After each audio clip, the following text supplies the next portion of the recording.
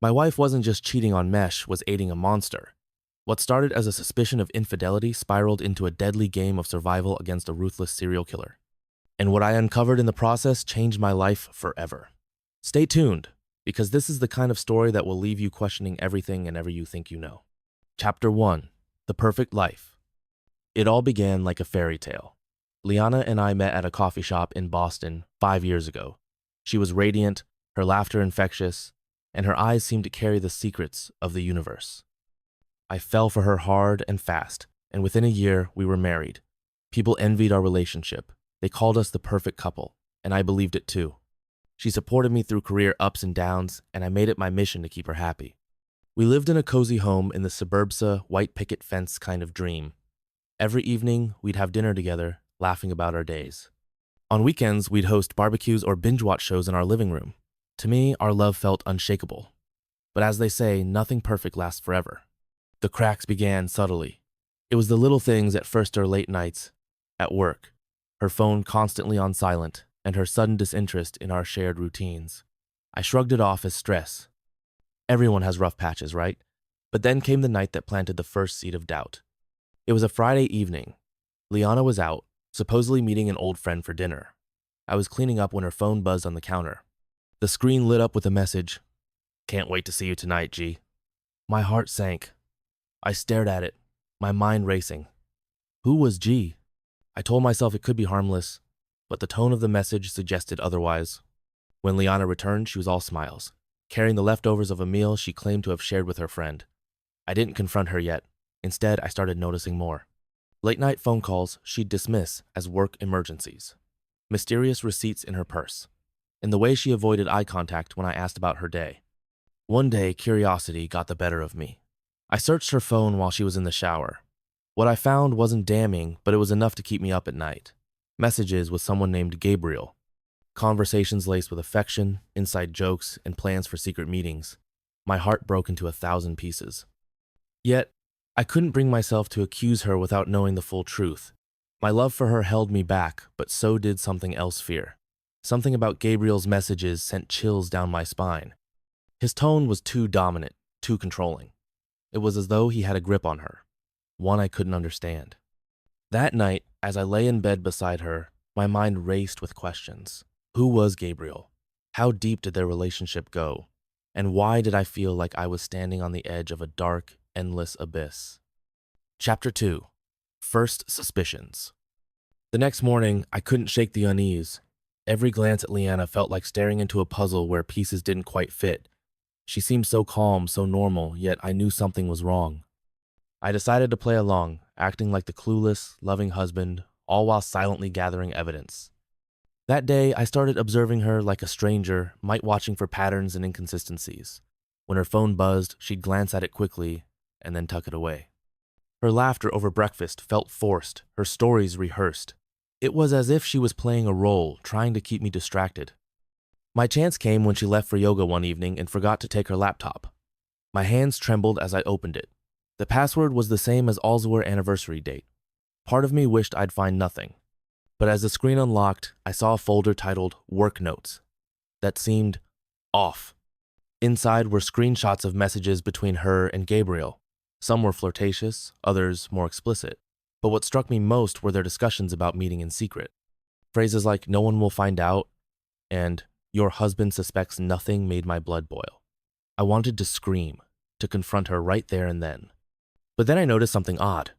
Gabriel's messages weren't just romantic. There were mentions of locations, remote warehouses, abandoned buildings, places no one would visit without reason. He'd refer to dropping things off and making sure the place is clean. At first, I thought they were metaphors or inside jokes, but a nagging voice in my head told me otherwise. I copied everything onto a USB drive and put her laptop back exactly as it was. My mind raced. Who was this man? What were they really doing? And why did Liana, my wife, seem so deeply tied to him? That night, I couldn't sleep. I lay in the darkness, replaying everything I'd learned. A part of me wanted to confront her immediately. But another part of Mess Stronger, darker, wanted to dig deeper. If she was lying to me, I needed to know the full scope. I wanted to know who Gabriel was, not just as a lover, but as a man. Over the next few days, I followed her. I told her I had late meetings at work, giving her the freedom to do as she pleased. She didn't waste the opportunity. On the third night, she drove to a small cafe on the edge of town. I parked across the street and waited, my heart pounding in my chest. When Gabriel arrived, I understood why she'd been drawn to him. He was tall, well-dressed, with an air of confidence that could easily charm anyone. But there was something unsettling about him. His smile was too perfect, his movements too calculated. He wasn't just another man, he was something far more dangerous. I watched as they laughed and whispered, completely unaware of my presence. My stomach churned as she leaned across the table to touch his hand. But I wasn't just heartbroken, I was determined. When they left, I followed them at a safe distance. They drove to an upscale hotel downtown. I parked nearby and waited for hours, anger and sadness battling for control. When they finally emerged, my suspicions deepened. Gabriel carried a small black bag, and Liana clung to him like a lifeline. I couldn't keep ignoring the signs. Liana wasn't just cheating on me, she was involved in something much darker. And Gabriel? He wasn't just her lover, he was hiding a secret I couldn't yet comprehend. Chapter 3. An Unexpected Encounter. The following week felt like a haze. I played my role as the oblivious husband while my mind worked overtime. Every moment with Liana became a performance. When she kissed me goodbye in the morning, I wondered if she thought of him. When she laughed at my jokes, I questioned if she was picturing his face. But I stayed composed. I needed more answers before making my move. One evening, Liana suggested we attend a charity gala. It was for her company, and she insisted I join her. I reluctantly agreed, though the thought of pretending everything was normal sickened me. Little did I know, this night would change everything. The gala was hosted in a lavish downtown hotel, filled with Boston's elite. Liana looked stunning in her crimson dress, her smile radiant enough to disarm anyone. But as we walked into the room, I felt a chill run down my spine.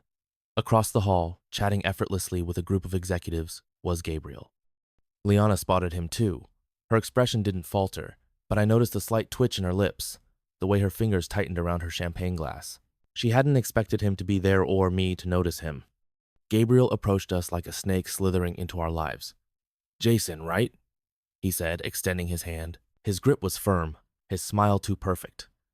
"I've heard so much about you." "Funny," I replied, forcing a grin. "Liana hasn't mentioned you at all." The tension was palpable, but Gabriel handled it with unnerving ease. He complimented my tie, made small talk about sports, and even joked about the terrible hors d'oeuvres. But his eyes, they were predatory, sizing me up like prey. As the evening progressed, I stayed close to them, listening to every word exchanged. Gabriel seemed to know too much about Liana, her preferences, her habits, even her work schedule. My suspicions deepened.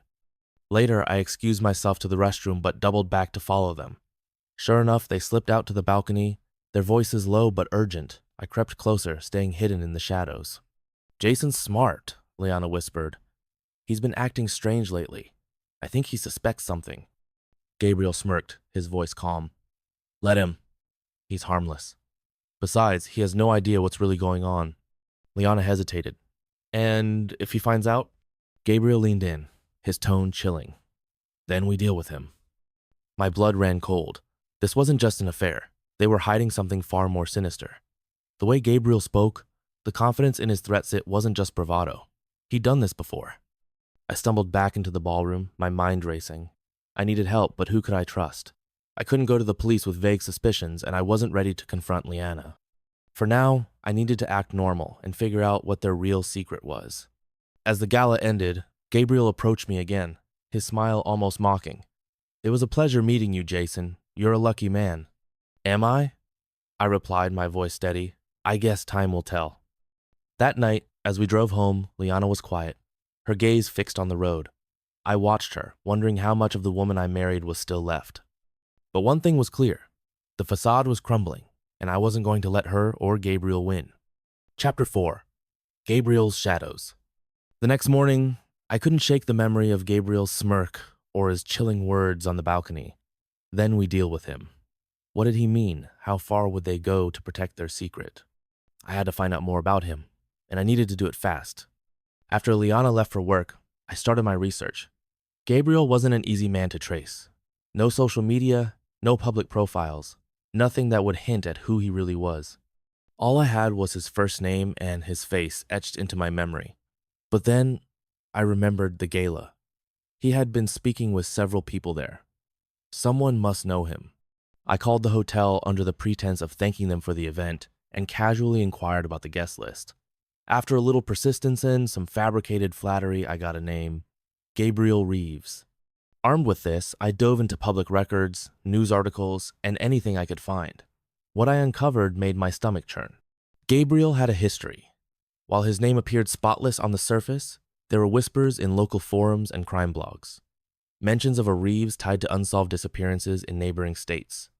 The pattern was always the same wealthy individuals who vanished without a trace, their assets mysteriously liquidated shortly before their disappearances. It was too much to be a coincidence. Gabriel wasn't just a lover or a con man, he was dangerous, and Liana was involved with him. But why? Did she know about his past? Or worse, was she a part of it? I decided to take my investigation offline. That evening, I followed Liana again, but this time I was prepared. I had a small camera hidden in my car and a recording device in my pocket. She drove to the same cafe where she had met Gabriel before. This time I parked closer, slipping inside after them and taking a seat at the far end of the room. Their conversation was quiet but intense. I couldn't make out every word, but I caught enough. "The account is ready," Gabriel said, his tone measured. "Once the funds are transferred, we move forward." "And Jason?" Liana asked, her voice trembling. Gabriel reached across the table, taking her hand. "Leave him to me. You just stick to the plan." "The plan? Funds?" My head spun with questions, but I forced myself to stay calm. Whatever they were planning, it was bigger than I had imagined. I needed to act, but I also needed proof, something concrete that could expose them both. As they left, I followed Gabriel instead of Liana. He drove to an industrial part of the city, parking outside a dilapidated warehouse. I waited for nearly an hour, watching from the shadows. Eventually, he emerged, carrying a duffel bag. His movements were precise, calculated. This wasn't the behavior of an ordinary man. I followed him back to his car, keeping a safe distance. But something went wrong. As he unlocked the door, he paused, looking over his shoulder. His eyes scanned the darkness, and for a moment, I thought he had spotted me. My heart pounded in my chest, but then he climbed into the car and drove off. I stayed in the shadows for a long time, catching my breath. Gabriel was more than just a thief, was a predator. And if I wasn't careful, I'd become his next target. That night, I barely slept. My mind raced with possibilities. What was inside the duffel bag? What was their plan? And most importantly, how could I stop them before it was too late? One thing was clear. Gabriel and Liana weren't just lying to Meth, they were playing a dangerous game. And now, I had no choice but to play too. Chapter 5. The Warehouse Discovery. The following day, I decided to take a risk. I couldn't keep circling around the truth, waiting for it to surface. If Gabriel was hiding something in that warehouse, I needed to know what it was. I waited until Liana left for work before heading to the industrial district. The warehouse looked even more ominous in daylight, its walls rusted, windows boarded up, and the air around it unnaturally still. My instinct screamed at me to turn back, but I was too deep now. I circled the building, looking for a way in. The main entrance was padlocked, and the windows were too high. But around the back, I found a loose panel that led into a storage room. The air inside was damp, heavy with the scent of mildew and something metallic. My heart pounded as I crept through the shadows, my every step echoing in the emptiness. The first few rooms were empty, filled with nothing but old crates and broken furniture. But as I moved deeper, I found signs of recent activity footprints in the dust, a half-empty water bottle, and a faint hum of electricity. At the end of a long hallway, I found a locked door. The lock was heavy-duty, but it was no match for the crowbar I had brought with me. With a bit of effort, it gave way, and the door creaked open to reveal a chilling sight. The room was small, dimly lit by a single hanging bulb. Against one wall were metal shelves lined with boxes and folders. On the other side was a table, and on it lay tools I couldn't immediately recognize: clamps, ropes. My stomach turned as I realized what I was looking at. This wasn't just a hideout, it was a lair. I opened one of the boxes on the shelf, and what I found made my blood run cold. It was filled with photographs, dozens of them. Some were candid shots of people walking down streets or sitting in cafes. Others were more disturbing, showing the same people bound and terrified. Each photo was labeled with a name and date. Flipping through the stack, I came across a name I recognized: David Warren. He was one of the missing persons I'd read about during my research. My hands shook as I stared at his terrified face, the the date scribbled below indicating the last time anyone had seen him. My chest tightened as I realized the truth. Gabriel wasn't just a con man or a dangerous lover, he was a killer. And Liana, was she helping him, or was she just another pawn in his twisted game? I snapped as many photos as I could with my phone before hearing a sound that froze me in place, the crunch of footsteps on gravel outside. Gabriel was back. I quickly replaced everything and slipped out the way I came in, my heart hammering in my chest. From a safe distance, I watched as he entered the warehouse, his duffel bag slung over his shoulder. I didn't wait to see what he was doing. I needed to get out of there before I became the next photograph on that table. When I got home, I locked the door and tried to steady my breathing. My mind was a whirlwind of fear and anger. How long had Liana been involved with him? Did she know about the people he'd killed? And most importantly, what was their endgame? I knew one thing for certain. Gabriel was more dangerous than I'd ever imagined. And if I didn't act fast, I might not live to tell anyone about it. Chapter 6. The confrontation begins. That night, the house felt different, darker, colder, as if the secrets I carried had seeped into the walls. Liana came home late, her mood unusually chipper. She kissed me on the cheek, asking about my day like nothing was amiss. I played along, smiling, nodding, pretending to be the naive husband she thought I was, but inside I was unraveling. After dinner, I couldn't hold back any longer. I needed to probe, to push her, to see if her mask would slip. As we sat in the living room, I turned to her and asked casually, "So, how's Gabriel?" Her reaction was subtle but telling. Her hand froze mid-reach for her wine glass, her eyes darting to mine for just a second too long. "Gabriel? Oh, from the gala? I barely know him. Why do you ask?" I shrugged, keeping my tone light. "No reason. He just seemed interesting. Like someone you'd want to get to know better." She laughed, but it sounded forced. "Not really. He's just a colleague from work. We've only spoken a few times." The lie was blatant, and it confirmed what I already knew. Liana was in this deeper than she'd ever admit. I nodded, pretending to accept her answer, but my mind was already working on my next move. Later that night, while Liana slept, I went through her phone. I knew her passcode was my birthday, of all things. The irony wasn't lost on me. Her messages with Gabriel were sparse, carefully worded, but there were enough hints to piece together the truth. They were planning something big, and I was the obstacle in their way. One message from Gabriel sent a chill down my spine. "He's suspicious. We need to accelerate the timeline." The timeline.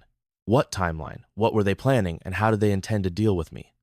I couldn't wait any longer. The next morning, I decided to confront Gabriel.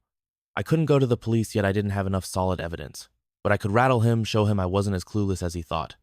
I waited outside his apartment building, my pulse racing. When he finally emerged, I stepped in front of him, blocking his path. "Jason," he said smoothly, his expression unreadable. "What a surprise. Can I help you with something?" I took a step closer, my voice low and steady. "I know who you are, and I know what you're planning with Liana." For a moment, something flickered in his eye of surprise, maybe even fear. But it was gone as quickly as it came, replaced by that infuriating smirk. "I'm not sure what you think you know," he said, his tone calm, "but you're playing a dangerous game." "No," I said, my voice rising. "You are, and you don't know me as well as you think." Gabriel chuckled, a cold, hollow sound. "You're out of your depth, Jason. Go home. Be a good husband. This doesn't have to end badly for you." I clenched my fists, fighting the urge to hit him right there. "Stay away from Liana," I growled. "And stay away from me." Gabriel didn't reply. He just walked past me, his confidence unshaken. But as I watched him go, I noticed something different in his demeanor attention, a crack in his facade. When I got home, I knew I'd made an impact. But I also knew I'd just painted a target on my back. The stakes were higher now, and I was in deeper than ever. That night, I received a message from an unknown number. "You should have stayed out of it." The war had officially begun. Chapter 7. Unveiling the Trap. The message replayed in my mind over and over. "You should have stayed out of it." Every word felt like a warning, but also a promise. Gabriel knew I was onto him, and now he wasn't hiding his threats. I couldn't sleep that night. My thoughts churned as I pieced together what I knew. Gabriel and Liana were planning something involving me, my assets, and possibly my life. The timeline was accelerating, and I was running out of time to expose them. The next morning, I began laying my own trap. If Gabriel thought he was in control, he'd underestimated me. I needed to gather undeniable proof of his and Liana's plans. With the photos I'd taken at the warehouse, I had enough to create suspicion, but not enough for a conviction. I needed more. First, I installed hidden cameras in the house. If they were planning to discuss their scheme here, I'd capture every word. Then I reached out to a private investigator. His name was Alan Carter, an ex-cop who specialized in cases like this. I showed him the photos and explained the situation, careful not to reveal too much about my emotional state. "This guy's bad news," Alan said, flipping through the images. "If these disappearances are tied to him, we're looking at a serial killer." The word hit me like a brick. Serial killer. I'd suspected it, but hearing it out loud made it all too real. Alan agreed to help, setting up surveillance on Gabriel's warehouse and monitoring his movements. Meanwhile, I continued my own investigation, digging through Liana's financial records. That's when I found Ida's series of recent transactions that didn't make sense. Large sums of money transferred to an account I didn't recognize. I called the bank, posing as Liana, and managed to get some information. The account was linked to Gabriel Reeves. My blood boiled. She wasn't just cheating on Mesh, was funneling money into his hands. That evening, I confronted her again, though this time I played it cool. "How's work?" I asked over dinner, keeping my tone casual. "Fine," she replied, her eyes darting to her phone as it buzzed with a message. She flipped it over quickly, but not before I caught a glimpse of the sender's name. Gabriel. "What's going on with us, Liana?" I asked suddenly, catching her off guard. "What do you mean?" she said, her voice wavering slightly. "We've been distant. You've been distracted." She hesitated, then forced a smile. "Work's just been stressful. You know how it is." Her lies were unraveling, and I could see the guilt in her eyes, but I needed to push her further. "Maybe we should take a trip," I suggested. "Just the two of us. Get away from everything for a while." Her reaction was exactly what I expected. Panic flashed across her face before she quickly covered it with a fake laugh. "That's sweet, but I'm swamped right now. Maybe later." Later, she wouldn't commit to anything because she didn't plan on being around much longer. That night, Alan called with an update. "We've got something," he said. "Your guy's been meeting with some shady characters at the warehouse. And get this, there's a shipment scheduled for tomorrow night. Could be drugs, weapons, who knows? But if we catch him in the act, it'll be enough to bring him down." My heart raced. This was the break I needed. If Gabriel was involved in illegal activities beyond murder, it could tie everything together. The next evening, I parked a block away from the warehouse, waiting for Alan's signal. He was already inside, setting up cameras to record everything. As I sat in my car, my phone buzzed with another message from the unknown number. "Last warning. Walk away." I didn't respond. I couldn't. This was my chance to end it, to expose Gabriel and protect myself from whatever he and Liana had planned. When Gabriel arrived, I watched from the shadows as he unloaded crates from a truck with two other men. The air was thick with tension, and I could feel the danger in every movement. Then, a gunshot shattered the silence. Alan's voice came through my earpiece, urgent and panicked. "Jason, get out of here. It's a setup." My blood turned to ice as the realization hit me. Gabriel had known we were coming. He was always one step ahead. Chapter 8. The Escape. The gunshot echoed through the warehouse district, piercing the night like a blade. My instincts screamed at me to run, but my legs felt frozen, my body anchored by a mix of fear and disbelief. "Jason, move!" Alan's voice barked through the earpiece, jolting me into action. I slid out of the car and ducked behind a stack of crates just as a second shot rang out. From my hiding spot, I could see Gabriel and his men scanning the area, their movements quick and calculated. "Someone's here," Gabriel said, his voice calm but cold. He didn't sound panicked. If anything, he sounded like he was enjoying this. "Find them." I clenched my jaw, my pulse racing. I couldn't let them find me or Alan. Carefully, I peeked around the corner and spotted Alan on the second floor of the warehouse, crouched behind a railing. He was signaling me to stay low. I crept along the shadows, my heart pounding in my ears. The men were spreading out, their flashlights cutting through the darkness. One of them was getting dangerously close to Alan's position. I needed a distraction. Grabbing a loose piece of metal from the ground, I hurled it toward the opposite end of the warehouse. The clatter echoed loudly, drawing the men's attention. "There!" one of them shouted, running toward the noise. Alan took the opportunity to slip out of sight, and I followed his lead, moving as quietly as I could. We met behind a stack of crates near the exit, both of us breathing heavily. "They're on to us," Alan whispered. "We've got to get out of here." "What about the evidence?" I asked. "I've got enough on camera," he said, holding up a small device. But we can't risk sticking around any longer. As we made our way toward the exit, Gabriel's voice rang out again, sharp and commanding. Leaving so soon? I turned to see him standing in the middle of the warehouse, a pistol in his hand and a smug grin on his face. You're predictable, Jason, he said, his tone mocking. Did you really think you could outsmart me? Alan stepped in front of me, his own gun drawn. Drop it, Gabriel. It's over. Gabriel laughed, a hollow, chilling sound. Over? No, Alan, this is just the beginning. Before I could react, one of Gabriel's men appeared from the shadows, tackling Alan to the ground. The two struggled, the sound of fists and grunts filling the air. I lunged toward them, but Gabriel raised his gun, aiming it directly at me. Not another step, he said. My mind raced. I was unarmed, cornered, and outmatched. But I wasn't going to let Gabriel win. Why, Gabriel? I demanded, trying to buy time. Why all of this? The lies, the murders, what's your endgame? He tilted his head, his expression almost amused. You wouldn't understand. Power, control. It's not something a small-time nobody like you could ever grasp. The words stung, but they also fueled my anger. As he monologued, I noticed Alan reaching for his weapon, still lying on the floor nearby.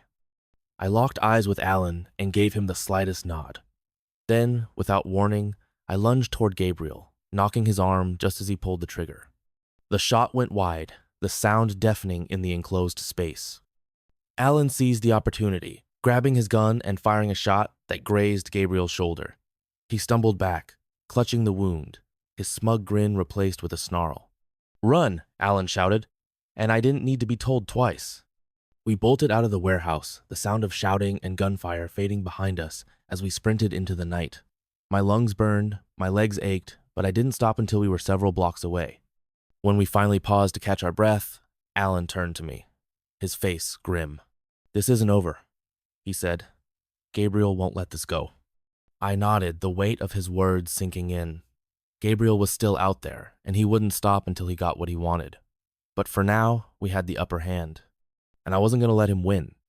Chapter 9, The Betrayer's Gambit. I stumbled into my apartment, every nerve in my body screaming for rest. My mind was reeling from the night's events. Alan and I had barely escaped with our lives. Gabriel's voice still echoed in my ears, his calm confidence like a poison I couldn't shake. But I couldn't afford to stop. Not yet. I collapsed onto the couch and pulled out my phone. The recording of Gabriel's confession, his arrogance on full display, played on the screen. It wasn't enough to put him away for good, but it was a start.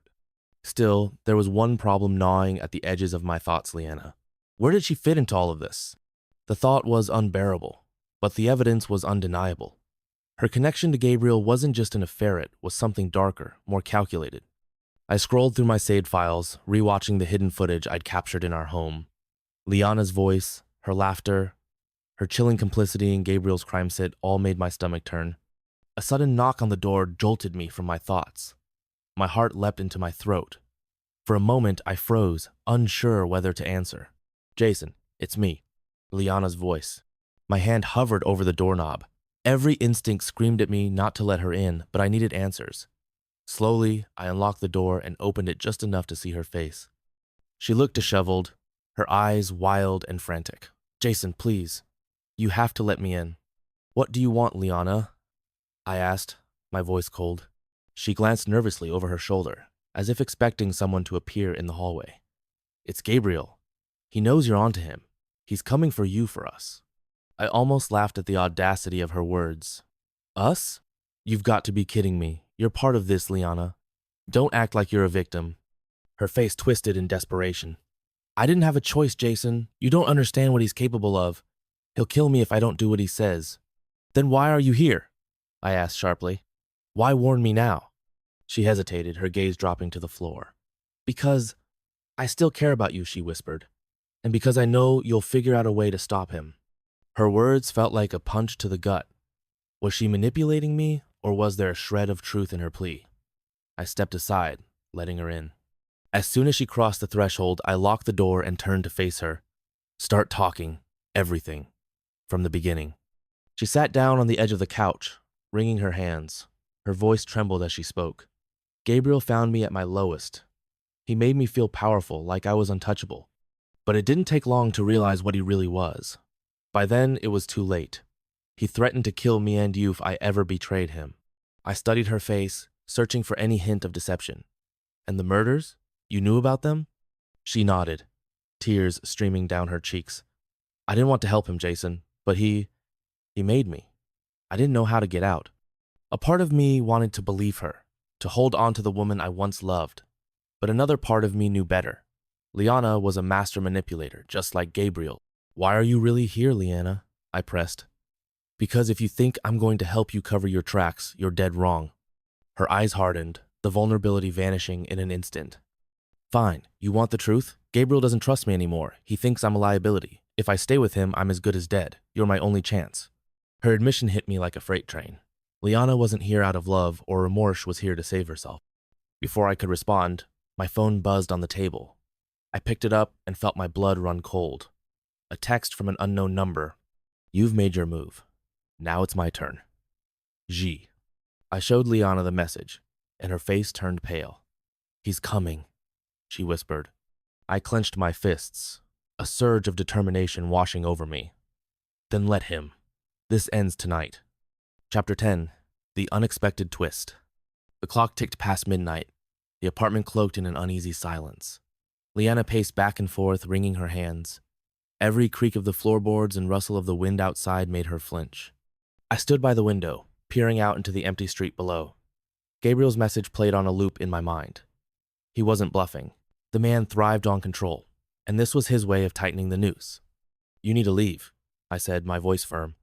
Liana stopped pacing and turned to me, her expression a mix of panic and defiance. I'm not going anywhere. He'll find me no matter where I go. Then you're putting both of us at risk by staying here. I shot back. She crossed her arms, her jaw set. You don't understand, Jason. Gabriel doesn't just kill people, he destroys them. Their reputations, their families, everything they've ever loved. You think you're safe because you have evidence? That's exactly what he wants you to think. Her words hung heavy in the air, but I couldn't let fear dictate my next move. I had to stay focused.